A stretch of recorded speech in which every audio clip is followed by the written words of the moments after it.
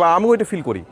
উনি যে মানে উনি যে বয়স্ক মানুষ, উনি যে গরিব একজন মানুষ, আমি ফিল করি এটা। তাহলে দায় কি উনি এড়াইতে পারে?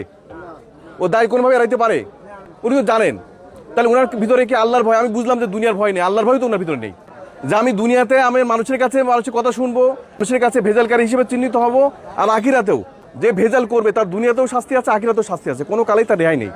তাহলে আপনাকে কি করবো চাচা আপনি বলেন? আপনার জন্য জেল আছে, জরিমানা আছে, সব আছে। গুড় ফেরত দিয়ে দেবো। গুড় ফেরত দেওয়া যথেষ্ট না? মাফ করলাম, ঠিক আছে, কিন্তু মানুষজন তো এসে আবার এটা কিনবে। তাহলে ঠিক আছে, উনি যে কিনে যে বিক্রি করছে, তাহলে সে ভেজালকে আমাকে চিহ্নিত করে দিবে না? তাহলে এখন যদি না দেয় তাহলে কি করব? তাহলে সে আমাকে হেল্প করা উচিত না? ঠিকানা দেন তো। ওই যে চালান আনেননি, চালান উনি পাবে না। সবার করা উচিত, খালি স্যারের এটা তো আমার না।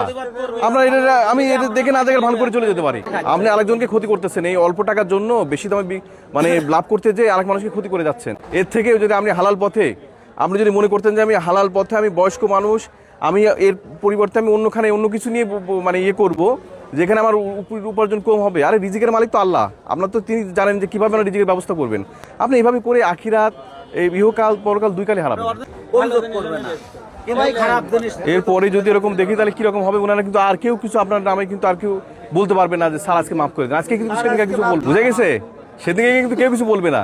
তখন এই যে থানা আছে আদেরগুলাতে এই ভেজালকারী হিসেবে রেখে থানায় দিয়ে রেখে চলে আসবে।